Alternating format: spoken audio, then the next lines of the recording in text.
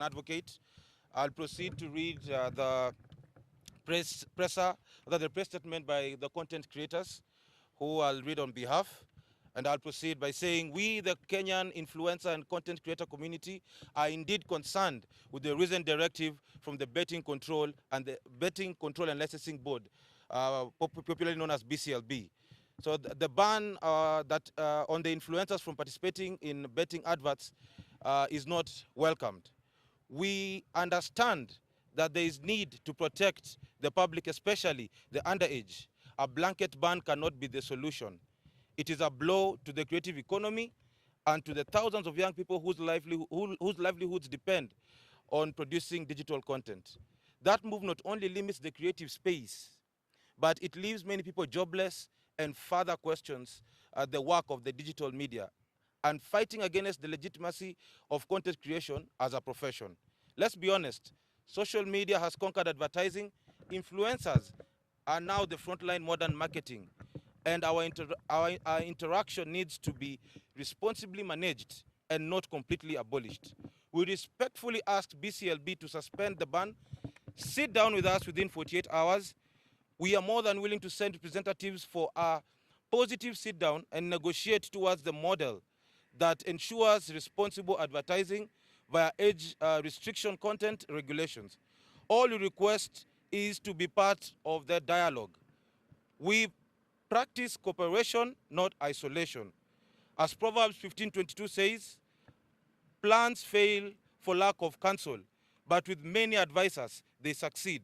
Let's succeed together for the good of the industry, the economy, and the country. We look forward to hearing from you. Thank you. Everyone. So my name is Mayoyo. That is my stage name. And it is quite unfortunate that this ban occurred. And it has really affected us as content creators, putting into consideration the fact that we have a lot of people depending on us. Sisi kama content creators, tuko na watu wengi sana ambao wanatutegemea. Na tulikuwa tunaomba the government, serikali, tafadhali tusikize. Tafadhali tusikize. Hapa kati yetu ni vile hatuwezi sema tumeumia sana. Na very soon hii Nairobi hatuoni tukikaa. Tunarudi ushago. Kwa sababu many of us depend on these marketing gigs, ndo at least tulipe rent, tusaidie wazazi wetu. Personally, I run a foundation. Sijui watoto wanalipia school fees, itakuwaje? We are really stressed. So we want the government, or we plead with the government to listen to our cry. Tafadhali. Thank you so much. Everyone, we are here as betting influencers from different betting companies, and we are here to address the nation over a directive that was issued the other day. According to us, the directive is not only unfair but lacks logic. The directive by the BCLB the other day is unfair to us because you are telling us not to influence for betting companies, where else you're still leaving the traditional media, that is TV and radio, right? So, Nagazeti and print media. This to me seems like there's fire, a building has caught fire. You're calling in the fire brigade team to come and put out the fire. But part of the team, like a quarter part of the team, are the only ones that have the oxygen cylinders. And then the rest, no, a quarter has CO2 and the rest work on oxygen. I don't think we will put out the fire if we have more people with oxygen trying to put out a fire at a building that just a few work on CO2. So to us, this is not about regulating and helping the youth. If it was about the thinking about the youth and the betting prevalence, I think we would have not targeted a segment only. So this comes out as hypocrisy, rather than regulation. So we are ready for any conversations about regulation, but we will not take hypocrisy. Thank you so much. Thank you very much. Ladies and gentlemen, my name is Kendrick Mulamwa. Yeah, popularly known as Mulamwa, comedian and social media person. I don't know if I'm a celebrity. Yeah, that you will tell me. Now, I'm here to stand with my brothers and sisters over a directive that was issued by the Bclb in the past few days about banning, the celebrity advertisement and whatever. First of all, I have to say you cannot, make an egg without, you cannot make an omelette without breaking several eggs. Yes, the betting comes with its own downfalls, but we can be used for the good. As influencers, we can also influence the people outside there, the gamers, on how to do responsible, gaming and responsible placing of whatever they are placing. So we can still be used for good, because when you just ban like that and you leave other media, to do the same, even international companies are still advertising in Kenyan soil and market, because you can be online and get an advertisement from Uganda, from Tanzania, from wherever, pushing the same thing. So I would like the government to at least check on that, because we were making an income from that, and also so many other people depend on us, not only family but the people who we work with, because we have had to dismiss them. We have camera people, we have locations managers, we have editors. Like a single person you see here has a team of about 15 behind them. So right now when you just cut that down, it means all those 15, they are going home together with the artist. So I believe there is a way we can work it out. And also an inquiry is to actually tell us what celebrity means, who is a celeb and who is not. Because there will be a border guy somewhere wearing a for a certain company. Is it okay for him to wear it? What if I do and I ride a border also? Yeah, that's also something that we should get a directive from. So I think every rose has a thorn, but there is a way we can, we can come to an agreement on how it can be done moving forward. Kwa sababu sigara bado iko Kenya, si ndio? Lakini pale kwa packet imeandikwa nini? Inadhuru afya yako, sio? Tuna pombe bado tuna influence, we have several companies, we are working for them, but imeandikwa hapo vizuri, kunywa na uangalifu. Imeambiwa kama una influence pombe fulani, post saa 8, post jioni, post hivi na hivi, like there is a directive for that. If we can come up with one now for gaming, it could be better, rather than scrapping everything off, because these companies, they have stood with us for the longest. They have been there. Some of us here have foundations that these gaming platforms, they give us a lot of support. Kuna watu wamepata uniforms hapa, wamepeleka kwa their villages huko, vijana wanachezea mpira. Kuna watu wamepata mipira hapa. Kuna watu tumechimba visima with some of the companies all over, all around. So there is so many ways that we can still work with those platforms without necessarily, pushing the negativity to the youth and the underage. And also another directive to the government is, you should check out for the illegal sites. Don't just issue licenses, Bclb licenses to everyone out there, because there are some people out here, they just come up with a website, unastukia tu ina run, hata ujika iko registered, umeona? So vitu kama hizo ndo zinapoteza mayouth. Zingine hata mtu ana win apatiwi. So before you issue a license to anybody, make a thorough scrutiny about who are these people, where are they from, are they legit, are they promoting responsible gaming? Because in my thought, if a platform can write there on the introductory page that, place your bets responsibly or game responsibly, I think inaweza kuwa ni kitu poa sana kwa kila mtu. And they should come up with a way that, kuna place mtu anaweza funga account yake, let's say for 30 days, 6 months, 1 year, depending on how they are feeling. So inaweza kuwa poa sana, at least if we look it that way. So for me, I would like the matter to be rechecked again, and to put the correct directive from the Bclb and the government. If it's about taxation, then it's nakubali. In fact, we have been remitting for all the seasons. So ni hayo tu ya kusema kwa sasa, and thank you to Bclb, thank you to the government. I know you will hear our plea and come up with something tangible. If everybody here posts about responsible, gaming, then I think youth now wataipata vizuri. Tukienda hizo magame, tukienda hizo CSR nini, tukiongea na wao, tukicreate forums za kuelesha, because if the damage has been done, then the only way to do it is to correct it. Unaona? So tukiwaachia hapo tumekata hiyo influencing, haujaambia sasa wale watu walikuwa wameanza kuplace bet zao, hujawaambia sasa muendeleaje kutoka hapa, then that is still wrong. And also they are still getting the advert from the radios, from the print media, from whatever sources, except from the so-termed celebrities. Then I think we have not healed the cancer itself. Tumetoa tu several parts, so we can check on that. Thank you so much. And all right.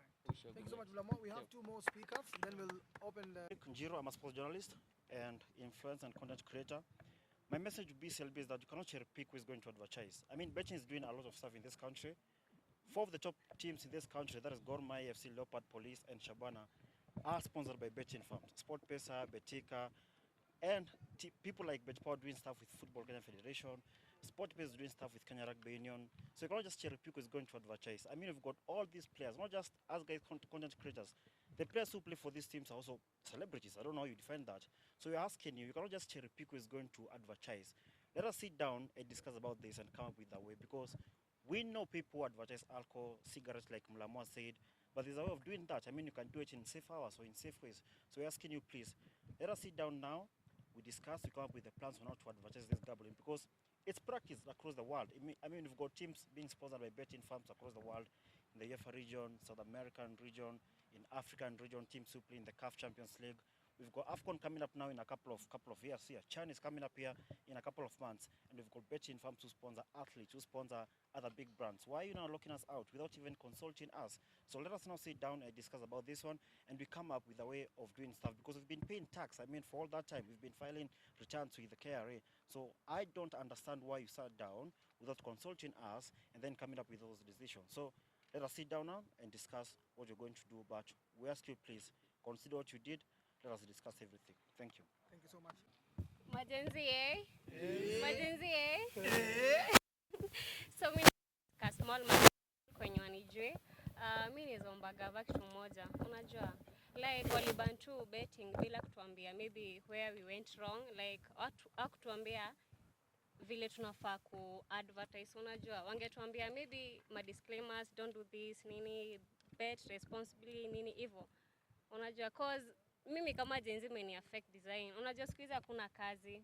So sisi kama majenzi metu affect design. Kuna watu waliacha wizi, nini, mnaingia kwa content creation. Na through content creation tuna earn through kwa advertise vitu, si ndio? Yeah, manze gava mtuite tu mahali to have a meeting, mtuambie where we went wrong ama nini tunafaa kufanya, because bila guidelines hatuwezi jua, si ndio? Yeah, so nivo. Thank you. Thank you so much. Bado Liz hapa, and then Janja, and yangu ni ya kusema this feels rushed. Ina feel ni kama iko it wasn't well thought out, because mulipiana suspension and then amkutupatia directive was on how we going to go about it. Where do we go from here? Because me personally, ini kitu niseme nilikuwa nategemea, right? And I have people that wako nyuma yangu pia wananitegemea. So umeni cut off, hujanipatia, yani umeniacha tu nijitegemee tu peke yangu without any directive and anything to help me push through. So I feel like tunafaa tukae chini sisi kama content creators and the government, and we sit down and to figure this thing well through and how it's going to help us, both of us. So ni hayo tu. all right, thank you so much. Maybe just sawa. No guys, what I'll tell you this, allow me to add this. The creative industry, watu ambao wako kwenye creative industry, facts checked, ni watu ambao wamesoma, ni watu ambao wamehitimu, ni watu ambao wako na madegree, ni watu ambao they are very professional. Some of them even they are working, but wali choose to take another path in content creation so that they can create an opportunity. I'm a product of a creative economy. Mimi nilikuwa nafanya kazi ya kupatiana flyers Nairobi, lakini content creation ikakuja, nikafundishwa kushika kamera, nikafundishwa kucreate, kuandika script, nimekuja mpaka saa hii najua kupresent, nimetrainiwa na facility ya government. I went through a media council training. I'm a media practitioner. So wewe niambie, kama singekuwa na hiyo diploma yangu, certificate yangu, ningekuwa nafanya nini? So it's a call to everyone. Think about this. If you're fighting our youths, if you're fighting our creative economy, we are fighting our own people. I request, please, let's have a sit down. Let's reason. We are very smart. We're all grown-ups. It's a matter of all. If you're fighting this generation, you're fighting the future. Austin. Yes. Tukianza na maswali, utakuwa hapo kwanza kujibu maswali. Wanasema ulie kidogo. Acha nianze swali. Okay, my name is Manu. So my question is this: if the government say it now, if the government says now, Jessica, mkujeni kwa meza tuongee. Nyinyi influencers, sasa mtakuwa na terms gani ndio government yenyewe waone this okay now? Wanafaa watuite for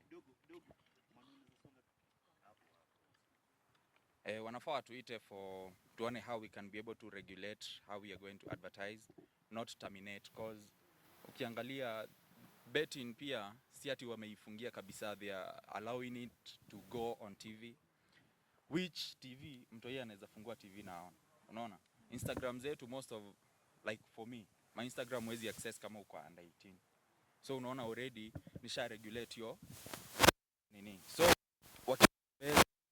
waweza tu waweze kuangalia tu, they should not terminate, they should just regulate, because this is feeding a lot of people. A lot of people are depending on whatever we get, and I don't think kuna mse tuna forcingi tunamwekea gana bet, si ndio? Ni mtu anaamua achukue nini yake, na hata sasa pia tukiacha ku advertise si ati wataacha kubet. Unaona, so tunafaa tuitane kama mkutano tujue what are we going to do, because terminating is not the way forward.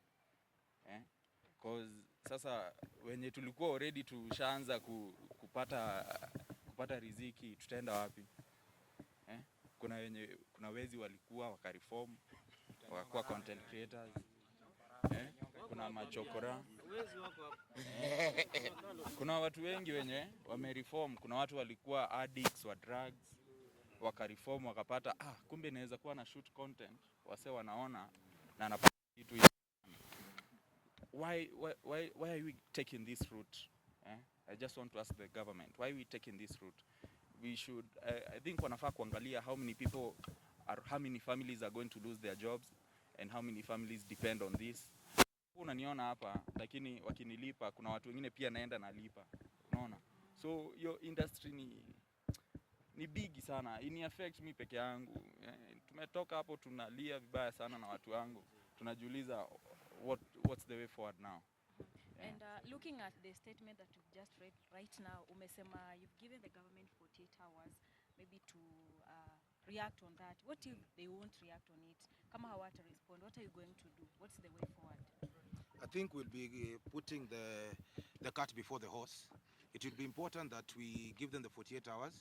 Let's get to hear what they have to say, because this is we are coming politely at the moment. Yeah, we are being very objective, we are being pragmatic about this, and we are hoping that this government is going to listen to everyone. But until those 48 hours end, we'll be putting the cart before the horse. A question here. What happens if the 48 hours ziishe na hawaja respond wamewapea deaf ear? So yeah, I'll just give the same answer, that we'll be putting the cart before the horse. We would not want to think on behalf of the government. Our understanding is that the government is going to listen to us, and it's not going to influence us to get into other avenues of solving this issue. It is a small issue, to be honest. The same way they solved with the Media Council is the same way they can solve with the Influencers Council. Yes.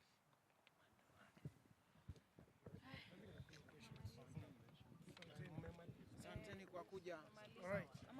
Thank you so much.